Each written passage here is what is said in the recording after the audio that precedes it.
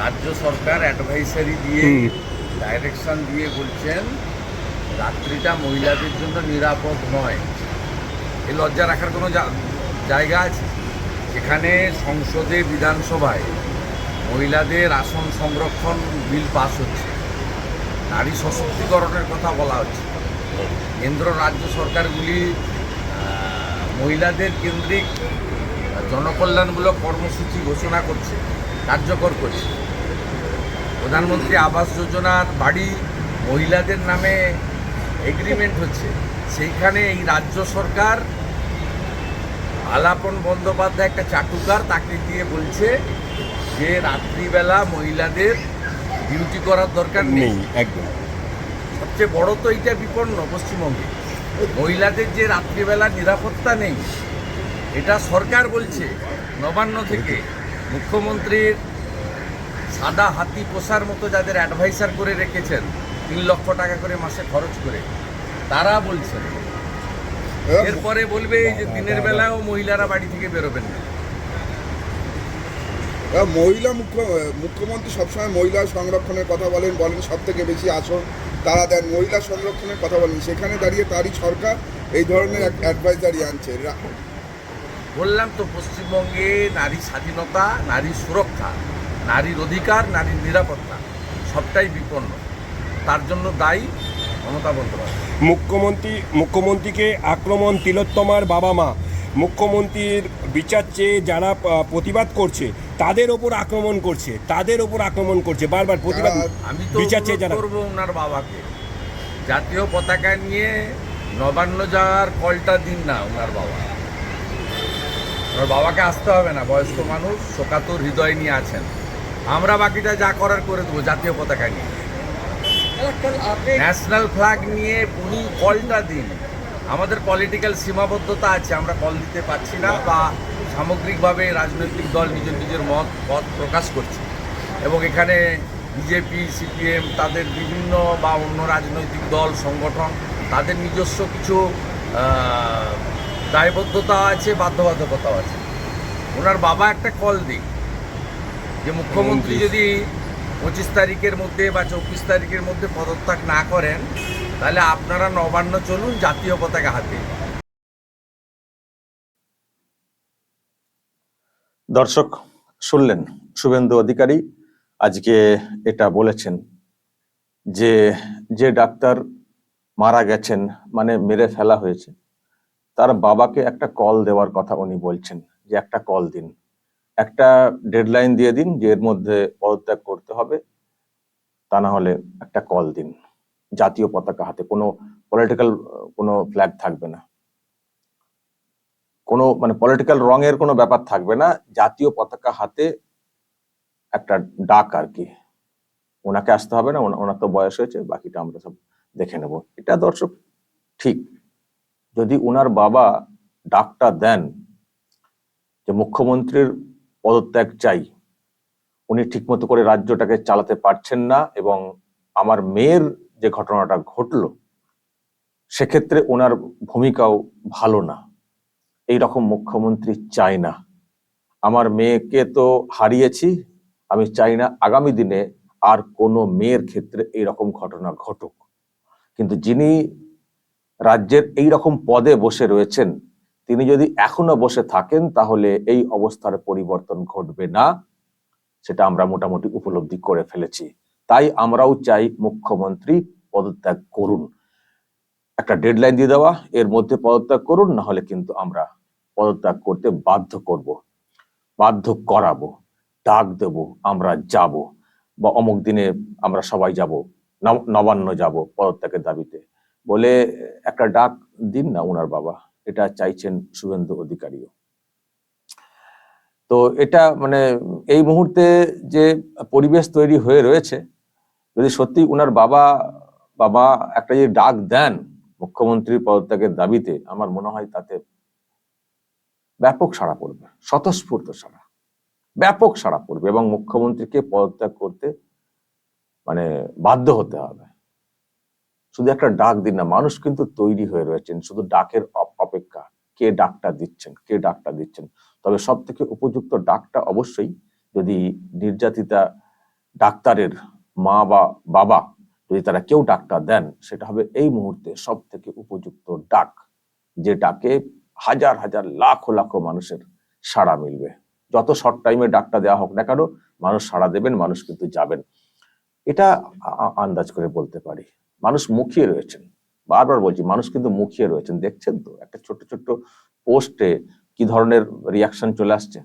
মানে ডাকের যে পোস্ট, রাত দখল বা ইস্ট বেঙ্গল মোহনবাগান যেটা কাল করেছে, মানুষ কিন্তু মুখিয়ে রয়েছেন, তৈরি হয়ে রয়েছেন। শুধু নবান্ন চলো একটা ডাক আসবে, দল মানে দলমত নির্বিশেষে সাধারণ মানুষের ডাক, জাতীয় পতাকা হাতে। পলিটিক্যাল কালার হলে অনেক বাধ্যবাধকতা আছে, সমস্যা আছে। শুভেন্দু অধিকারীরাও ডাকতে পারতেন, ওনারাও চাইছেন না এই মুহূর্তে এইরকম ভাবে ডাকতে, কারণ যেহেতু সাধারণ মানুষের স্বতঃস্ফূর্ত একটা সাড়া দেখা দিয়েছে। ফলে পলিটিক্যাল অ্যাঙ্গেল থেকে যদি কোনো পার্টি ডাকে, তখন আবার সবাই আসতে পারবেন না। মুখ্যমন্ত্রীর পদত্যাগ চাইছেন সবাই, কিন্তু আসতে পারবেন না পলিটিক্যাল ব্যানার যেহেতু আছে না। ধরুন বিজেপি পন্থী যারা নন তারা আসতে পারবেন না, কিন্তু তারা পদত্যাগ চাইছেন। আবার সিপিএম ডাকলে সিপিএম পন্থী যারা নন তারা আসতে পারবেন না, কিন্তু তারাও পদত্যাগ চাইছেন। ফলে সেখানে মুভমেন্টটা ততটা জোরালো হবে না। এবং শুভেন্দু অধিকারীও মানে সেটাই চাইছেন যে পলিটিক্যালি হয়তো ডাকলে কিছু সাড়া মিলবে এই সময়, কিন্তু সেটা ওই পলিটিক্যাল সাড়া হিসেবে দলের হয়তো একটা খানিকটা শক্তি দেখানো হতে পারে, শক্তি প্রদর্শন, কিন্তু সেটা খুব একটা জোরালো হবে না।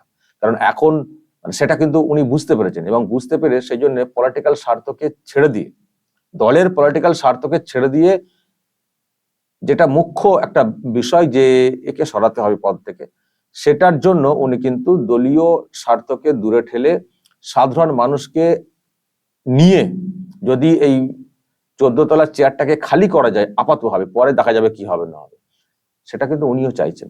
সেই জন্য পলিটিক্যাল ব্যানারে ডাকতে চাইছেন না, পলিটিক্যাল ব্যানার এখানে চাইছেন না। জাতীয় পতাকা হাতে সবাই মিলে চলুন। উনি এর আগেও বলেছেন আমিও যাব, কিন্তু আমি ওই পলিটিক্যাল লিডার হিসেবে না, মানে সাধারণ একজন নাগরিক হিসেবে আমিও যাব। যেমন সাধারণ মানুষের যে তাগিদটা দেখা যাচ্ছে সরানো, সেই নাগরিক হিসেবে আমিও যাব। হ্যাঁ, অনেক নেতাই হয়তো যাবেন নাগরিক হিসেবে, যেমন ইস্টবেঙ্গল মোহনবাগানের যে ব্যাপারটা হলো, সেটা নিয়েও অনেক নেতা মানে ফুটবল সমর্থক বা ইস্টবেঙ্গল মোহনবাগানের সমর্থক হিসেবে প্রতিবাদ করেছেন, সেটা করতেই পারেন। ফলে এই মুহূর্তে একটা পাবলিক কল খুব প্রয়োজন, এবং সেটা ঠিক জায়গা থেকে হলে মানে যে উদ্দেশ্যে ডাকটা দেওয়া সেটা কিন্তু হবে, সফল হবে, এটা মোটামুটি আন্দাজ করা যায়। আর আমি তো সবসময় বলছি যে চোখের সামনে একটা জ্বলন্ত উদাহরণ রয়েছে বাংলাদেশের ঘটনা, যে ভোটের বাইরেও সরকার থেকে সরানো যায়, এমনকি দেশ থেকে ছুটে পালাতে হয় এমন পরিস্থিতি দেখেছেন যেটা বাংলাদেশে। আমি বলেছি বাংলাদেশ সম্পর্কে আমাদের হয়তো কিছু কিছু ক্ষেত্রে কিছু মত রয়েছে, সেটা অন্য বিষয়, কিন্তু টেকনিক্যাল পার্টটা তো আপনি অস্বীকার করতে পারবেন না যে একটি সরকার ছিল, 1 বছর আগে নতুন করে তারা ক্ষমতায় এসেছে, অনেকদিন ধরেই আছে, আরো একবার নতুন করে এসছে বিরাট মেজরিটি নিয়ে, বিরাট সমর্থন দেখিয়ে ভোটে, কিন্তু তারা টিকতে পারলো না।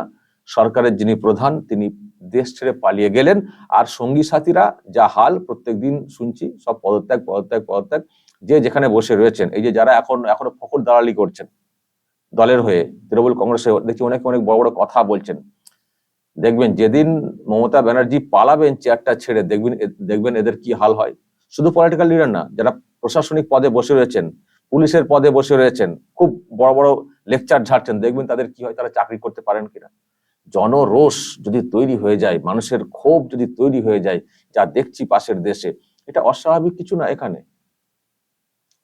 তো সেই জন্য উপযুক্ত জায়গা থেকে ডাকটা আসার প্রয়োজন রয়েছে। আর এখন এই মুহূর্তে উপযুক্ত জায়গা হচ্ছে নির্যাতিতা ডাক্তারের পরিবার, মা বাবা যদি একটা কল দেন, তাদেরকে আসতে হবে না, শুধু একটা কল যদি দিয়ে দেন পদত্যাগের মুখ্যমন্ত্রীর, দেখবেন মানুষের সাড়া কিরকম হবে।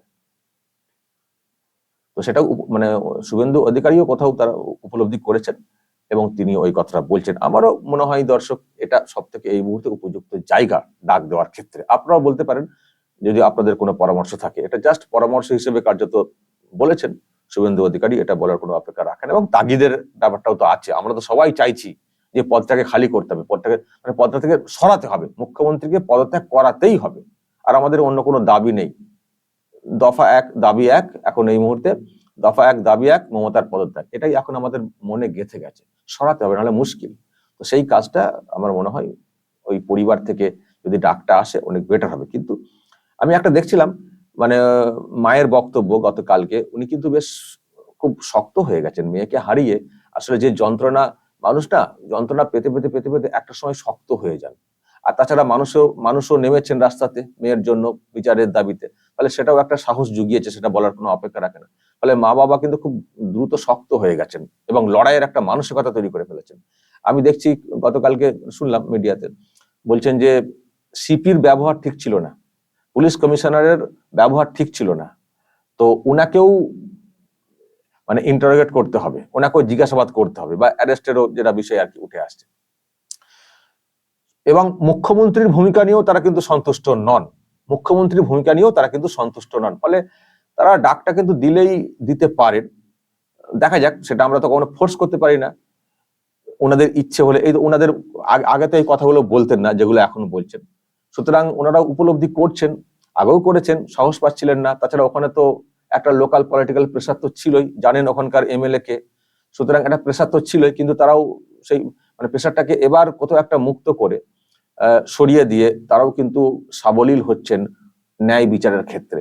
ফলে যখন পুলিশ কমিশনারের প্রসঙ্গ তারা তুলতে পেরেছেন এবং মুখ্যমন্ত্রীর যে ব্যবহার সেটা ঠিক ছিল না, সেটা যখন তারা বলতে পেরেছেন, আশা রাখি তারাও কিন্তু এরকম একটা অবস্থানে আসবেন। তাগিদ হয়তো তারা ফিল করছেন, কিন্তু বলার ক্ষেত্রে সাহসটা সেটা এখন হয়তো নাও পেতে পারেন তারা, হয়তো সেই প্রেশার এখনো হয়তো আশপাশের প্রেশার রয়েছে এই দাবিকে তোলার ক্ষেত্রে। কিন্তু আমরা আশাবাদী যে যা দেখতে পাচ্ছি সিবিআই চেষ্টা করছে, এটা বলার কোনো অপেক্ষা রাখে না, কিন্তু কিছু খুঁজে পাচ্ছে না সেটা বুঝতে পারছি। ফলে তথ্য লোপাটের ব্যাপারটা কিন্তু একটা বড় ব্যাপার হয়ে গেছে, ইঙ্গিত আমরা পাচ্ছি যে তথ্য লোপাট হয়তো হয়ে গেছে, তথ্য সেরকম পাচ্ছে না, সেই জন্য সিবিআই এগোতে পারছে না, হিমশিম খাচ্ছে। কতদিন হয়ে গেল বলুন তো, খুনের মতো কেস ধরতে পারছে না। ফলে এই তাগিদের জায়গা থেকে যে তার মানে আমার মেয়ের খুন যে বিষয়টা, তার তথ্যগুলোকে লোপাট করা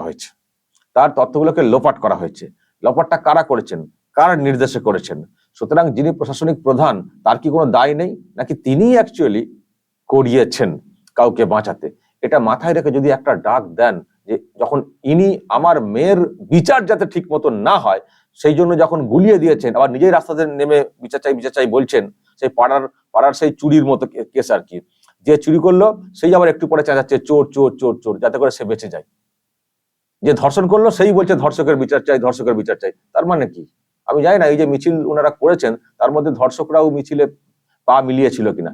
ফলে এটা হতে পারে না, এই রকম মুখ্যমন্ত্রী চাই না, ইনাকে পদত্যাগ করতেই হবে।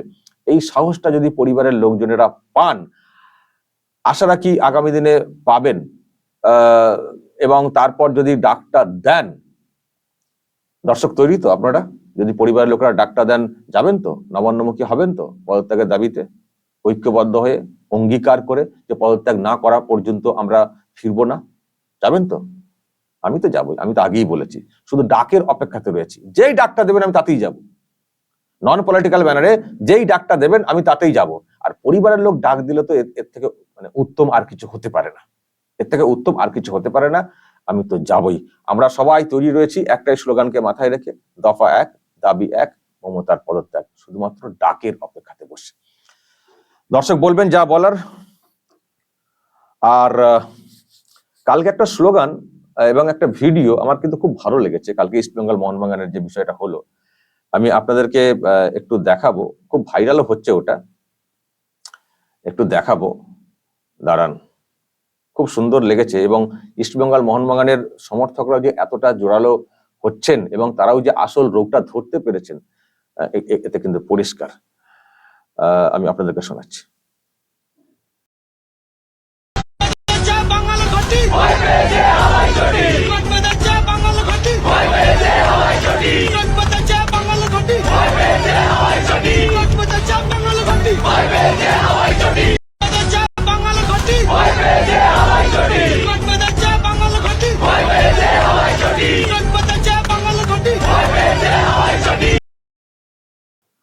দর্শক বলবেন যা বলার, কমেন্ট বক্সে নজর রাখবেন আরামবাগ টিভিতে।